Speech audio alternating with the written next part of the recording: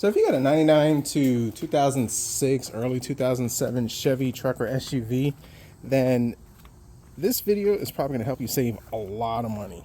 Well, typical issue with this vehicle is it sounds like your front end is falling apart. It's all rattly, clunky, and loose. It could be that, but more than likely it is not.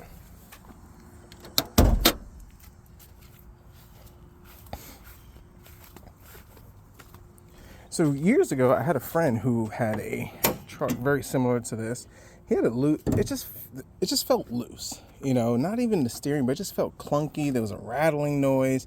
The front end never felt right.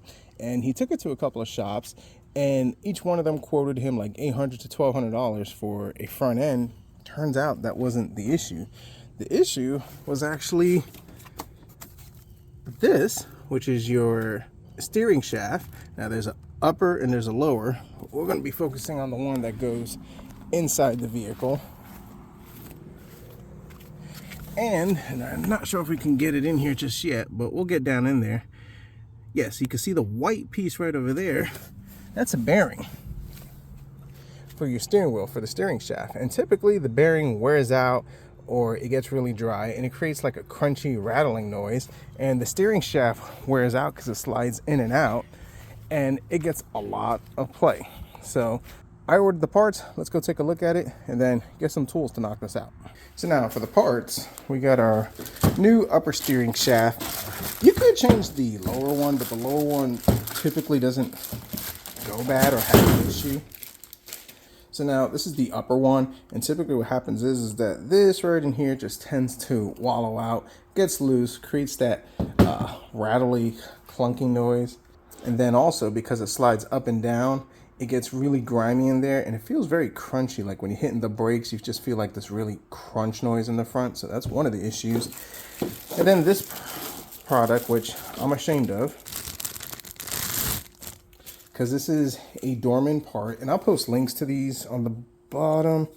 This Dorman has that weird Dorman thing. But as you can see, there's a bearing in here. And this bearing just tends to break. Now, apparently this one is supposed to be an updated, better design compared to the white one. But what I found is that on the white one, the bearings get stuck or they get a lot of play right in here. So we're gonna pop these out and that will take care of our issues.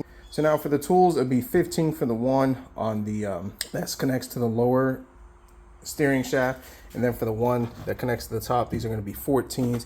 Pretty accessible. Now, if you have the fancy luxury, you know, moving pedals, then you're going to have to take those out. My truck is not that fancy, so should be pretty easy. So let's get to the truck. So now, one suggestion I do recommend from this is, you see, this is the bearing that goes inside. It just pops right out. I recommend putting a bunch more grease in it, and that will kind of help it to last a lot longer and just feel a lot smoother. So that is something I'm going to do. Grease it up and then just slide it back in there. All right, so first things first, let's get this guy out. I don't know if I can fit that in there. Yep.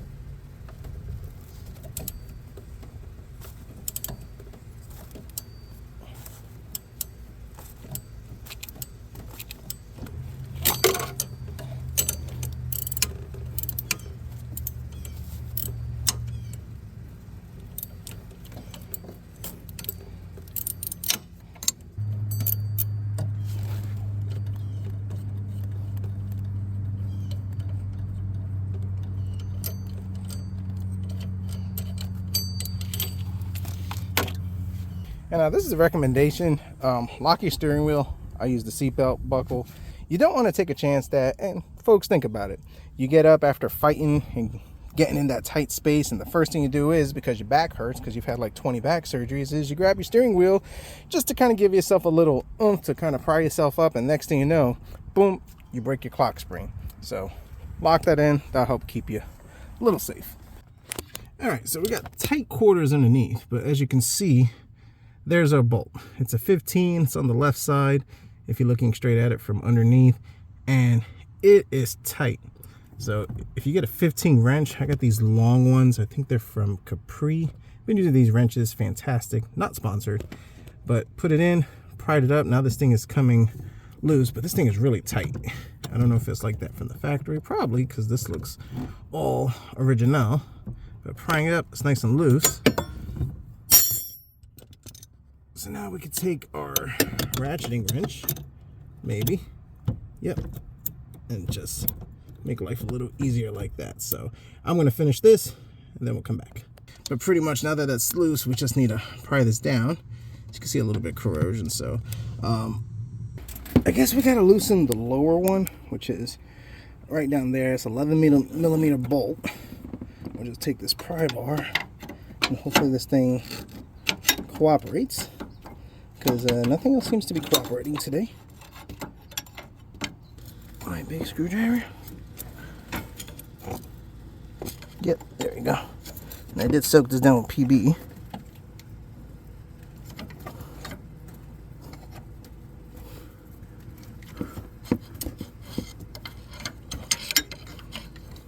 So things escalated, and that was a pain. So loosen this bolt, loosen the one on the bottom, and this thing is supposed to slide where you could disconnect it from the steering wheel and it comes right out.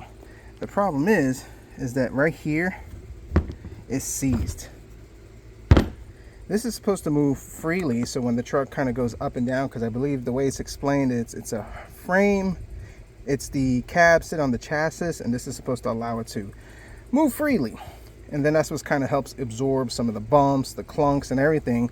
But if this is seized, then there's no movement for it to kind of compensate for the bumps up and down. Kind of like a weird shock absorber, also allow you to kind of lift the cab from the frame.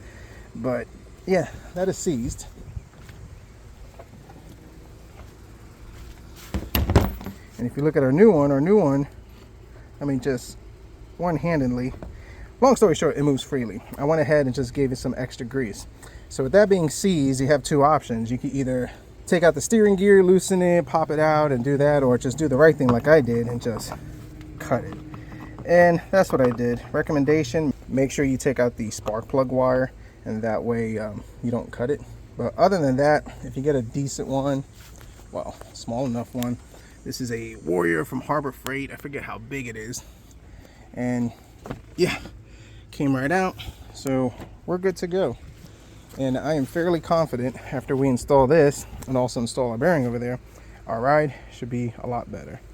So let's go inside and let's change that bearing. Hopefully that won't be too hard. We need to pop this out, and from what I understand, you just kind of do that. Yep, just like so. Holy crap biscuits.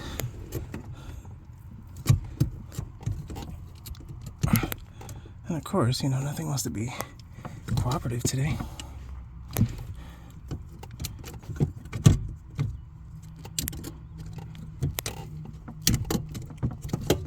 All right, this is the old one. The bearing is pretty much crusty. It's got play up and down, left and right. This one's nice and tight, so we're just gonna go ahead and slide this one in.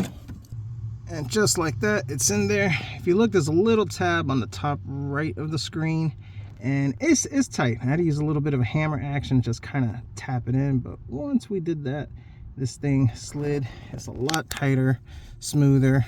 All right, so that's in. I went ahead and just temporarily hooked it up on the other side. Now we just need to slide it right up in here.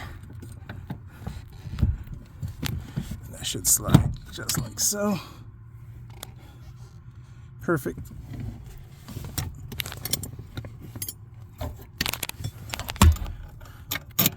Slide that in. I'll tighten this, I'll tighten that up, and then show you the finished product and go for a road test.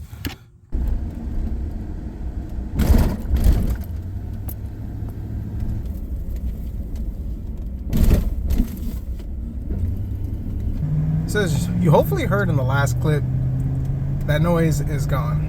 So I've been driving this truck now for several miles, gone over a bunch of bumps, and it feels significantly better. Huge improvement. Now, kind of put into context, when I got this truck, it felt very stiff and clunky, so I assumed it was the shocks, which to an extent they were pretty bad. And I put Bilstein's, the 4600, and the truck felt better, but not much. The biggest thing was anytime you went over a bump, the whole truck just shook. It was clunky. It kind of sounded like your front end was going to fall apart.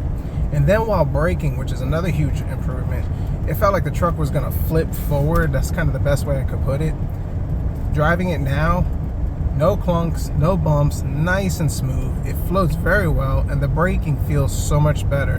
Not to mention, I don't have that grinding and clicking sound that I had when I was turning my steering wheel, which was attributed to that bearing. So for $60, that is a win. Considering that a shop is probably going to quote you new tie rods, bushings, which don't get me wrong, it could be that, but if the noise is more focused inside the vehicle rather than outside, just kind of keep that in consideration. I mean, the easiest way that I found to help diagnose it is take your cell phone, record it, and put your cell phone by your feet. You'll definitely hear the noises there. But for $60, probably an hour's worth of work, which is probably less, but mine took me longer because that thing was so seized that we had to use the grinder, cut it out, and then we were able to put the new one in. 2 suggestions I do give, like I mentioned earlier, definitely grease up that shaft and definitely grease up the bearings pretty good. I hope it lasts longer. So before you go out and spend big money on your front end, definitely check this out. Hope this video helps. Thanks for watching.